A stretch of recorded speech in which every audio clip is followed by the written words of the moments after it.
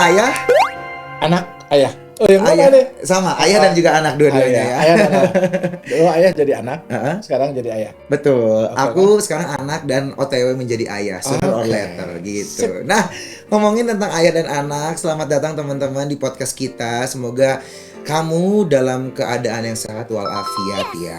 Itu yang Nah, paling penting. kalau ngomongin tentang sehat itu, when it comes to social media itu, gimana kita cara melihat sehatnya apa enggaknya? Karena sosial media itu dikit-dikit dikritik.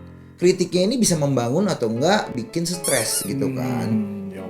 Ya kan? Nah, kalau ngomongin tentang social media ini menurut aku sekarang menjadi cloudy untuk mengapresiasi suatu karya.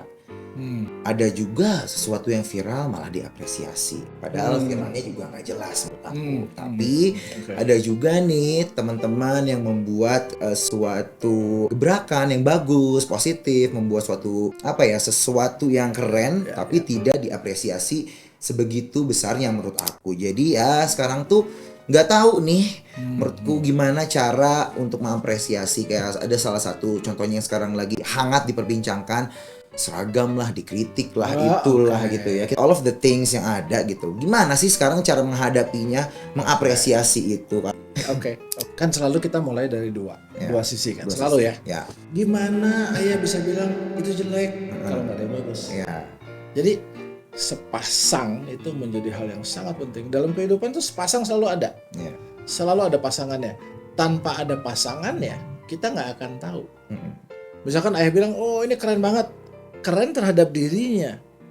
Tapi begitu ada lagi sebelahnya yang lebih keren, salah dia. Iya betul. Jadi selalu kita butuh reference namanya. Oke, reference Kita ya. butuh perbandingan. Nah, perbandingan di kita tuh apa sih? Gitu kan ya. Idenya itu sebenarnya. Lalu tadi yang Puce cerita tadi, itu kan sebenarnya acceptance. Jadi keberterimaan orang kan. Ya. Ada sesuatu muncul pluk, ada yang terima, ada yang enggak. Nah, kalau kita bicara dari sisi individu dan kolektif, ya individu dan kolektif.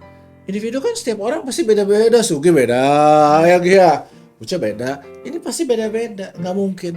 Makanya kalau dalam keilmuan yang kita cari itu yang kolektifnya.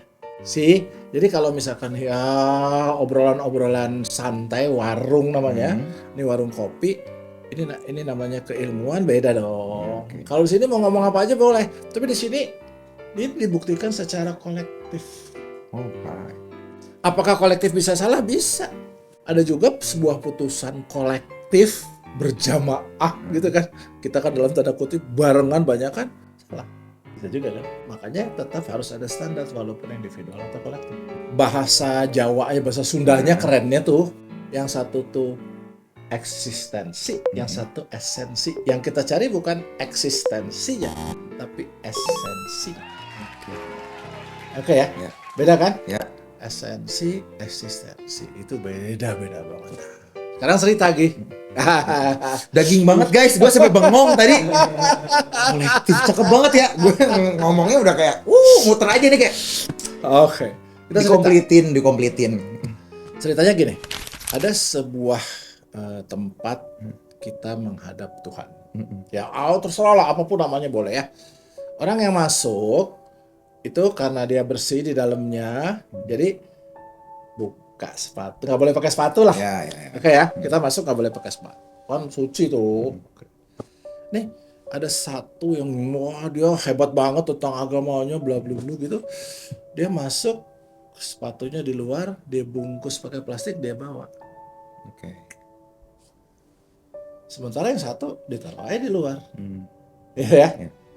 Lalu orang-orang bingung karena orang dua-duanya jagoan nih ya, ilmunya selangit udah. Ditanya nih, lu kenapa sih satunya dilipat, dibungkus, nggak kresek lah, rapi lah gitu.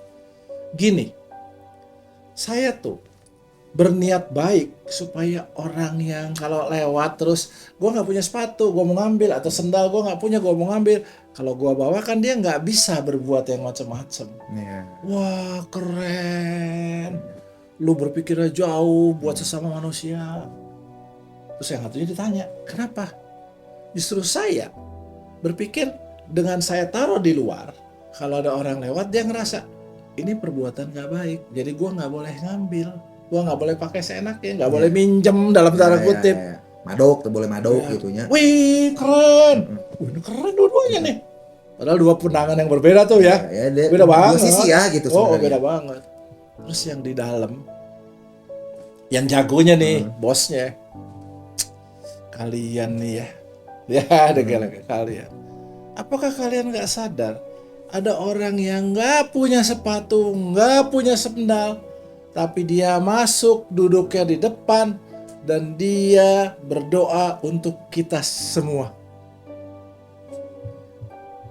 Nah, lo mikirin sepatu, orang kesini tuh mikirnya apa? Doa. Lo doa dong. Itu orang nggak mampu punya sepatu, nggak mampu punya, tapi dia datang dengan husu dan dia bilang, saya mendoakan orang-orang di sini semua kita sehat tuh gara-gara dia loh. Nah, kalian ribut tentang siapa yang lebih baik, siapa yang lebih jelek gitu ya, tentang hal-hal yang kayak gitu. See, what is the purpose? Itu dulu, what is the final purpose? Ya kan, what is the final achievementnya? Kalau saya mau ke situ, saya berdoa, I don't care about my shoes or others. Itu tujuan saya, titik. That is good. Oke kan? Oke kan? Bagus banget. Nih contoh. Sugih mau main kasti, satu tim. Udah punya, sebelumnya Sugih udah menang nih, jadi udah punya jersey ya kan ya. Keren. Desainin sama Uce, jangan dah, jelek lah gua dah. Uce desainin. Jadi nih, tiba-tiba ayah nih, kayak gituan, udah jelek mahal lagi. Warnanya nggak kena lagi. Marah. Oh, lu tahu apa? Ayah tahu apa tentang desain? Iya kan? Kan nggak perlu marah. Tapi ayah juga nggak perlu gitu. Mari kita lihat what is the final purpose-nya. Kalau ternyata Ugi main yang dibuatin Pucuk mahal banget tapi keren dan Ugi makainya enak, gitu ya? Ugi makainya enak, nggak ada masalah kan yang pakai dia. Iya betul. Nggak ada hubungannya sama kita tadi yang ngeliatin sendal kan? Iya kan? Tapi kalau udah dibikinin mahal, dipakai Uginya makainya nggak enak, kalah, ribut amat. Iya. Tapi kalau ini menang, boro-boro ribut. Iya bang. Jadi tujuannya kan sebenarnya Uginya main kastinya menang dulu, gitu ya. Nah supaya dia menang, apa sih outfit yang cocok buat dia? Dia larinya gini, goyangnya kanan kiri. Kalau gitu yang lembeknya di sini dong, gitu kan ya. Jadi enak dan kalau kita ngomongin tentang purpose-nya, konstruktif. Tapi kalau kita ngomongin bukan purpose-nya, nggak konstruktif. Udah nggak konstruktif, apa ya jadinya? Jadi ngomongin hal-hal yang nggak perlu. Nah, itu tujuan kita. Harus cari hal yang perlu. Purpose-nya. Purpose. Jadi apa ya? Kalau orang bilang kan kausa, kan selalu bahas sebab akibat. Jadi kausa finalis namanya, final cause gitu ya. Itu yang kita lihat. Tercapai nggak itu? Itu ya, itu dulu. Jadi, nah dalam rangka mencapai final cause ini, kita butuh dukungan. Nah ini kan supporting, ributin lah yang utamanya, bukan supportingnya gitu. Gitu tuh. Oke, nice. Very daging ya, daging banget. Ya mungkin sum up yang aku bisa dapat adalah sekarang orang-orang banyak berpacu sama supportingnya gitu, nggak sama purpose-nya gitu ya. Jadi bukan yang utamanya, nggak tapi utamanya, kita ngikutin yang pinggir-pinggirnya gitu. Kayak pizza kita pinggir-pinggirnya nih, gitu kan, tengahnya dong. Tengahnya, gitu. kita harus malah fokusnya sama si purpose-nya itu ya. Sebenarnya ada satu hal yang menarik yang bisa kita jadi pelajaran. Nyanyi dulu kan. Nyanyilah lagu Pelangi. Judulnya Pelangi. Tapi pelangi kan banyak orang pelangi ini, pelangi di matamu, macam-macam. Ini pelangi. Kambrut ya bukan. Kita sekarang ngomong pelanginya yang lagu anak-anak, kita angkat lagi itu lagu-lagu itu yang karena bagus banget. Oke, silakan nanti kita bahas ya. Oke. Silakan. Pelangi berarti ya. Ya. Pelangi, alangkah indahmu, merah kuning hijau di langit yang biru, pelukismu agung, Pelangi-pelangi ciptaan Tuhan.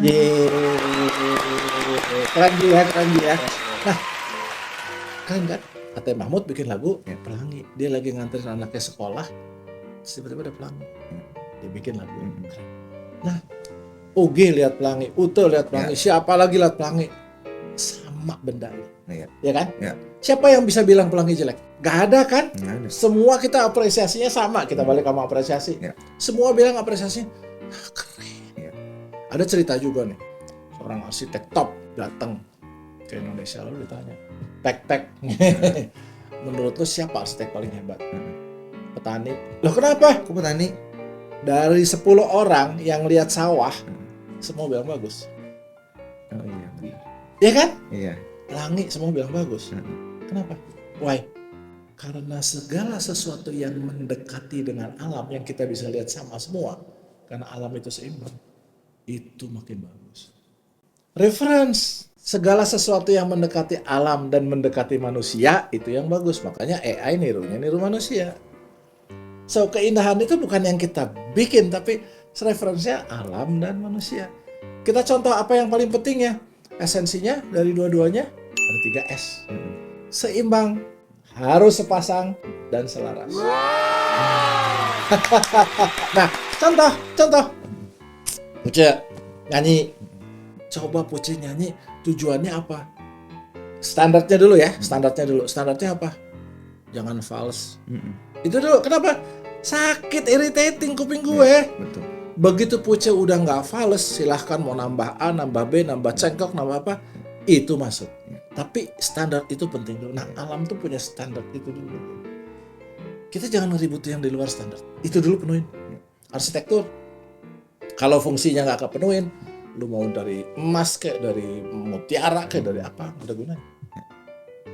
Sepatu, kalau nggak cocok buat kaki kita, jangan dibeli walaupun keren. Kenapa? Ya lu sengsara pakai sepatu yang sempit tapi keren. Nah itu ya. Jadi sometimes orang suka pusing gitu dengan gue milih yang mana dulu ya, gitu kan. Akhirnya kan kita selalu baliknya ke sana. Jadi apa itu apresiasi yang baik? Tanya kan balik lagi kan. Pertama kolektif, oke. Tapi kolektif bisa salah. Jadi kalau kolektif salah apa? Yang mendekati dengan hukum-hukum alam. Nah, ya. Pelangi semua orang bilang bagus. Siapa? Ada yang bilang pelangi jelek? Nggak ada. Indah kan? Lalu yang mendekati dengan hukum-hukum manusia. Tapi manusia yang purely manusia gitu ya, insan khalik. Jadi yang betul-betul humanum, manusia. Tapi bukan pikiran manusia yang kemarin Puce ngomong kan, yang gengsi itu yang mahal kan? Itu dasar. Very nice. Ternyata luas banget tentang apresiasi ya jadinya ya. Yes. Banyak yang harus kita terapkan untuk mengapresiasi suatu hal. Gitu. Mungkin teman-teman semoga mengerti apa yang kita sampaikan, obrolan ayah dan anak ini. Mungkin teman-teman kalau misalnya ada topik yang pengen diangkat sama kita, boleh banget komen di bawah. Kalau mungkin video ini bermanfaat bagi kamu, boleh di-share, boleh di-like, boleh dikasih tahu ke seluruh penjuru dunia. Yang penting bermanfaat. Kalau kayak gitu, thank you for watching teman-teman. See you on the next episode of Ngobrol Ayah dan juga Anak. Bye-bye.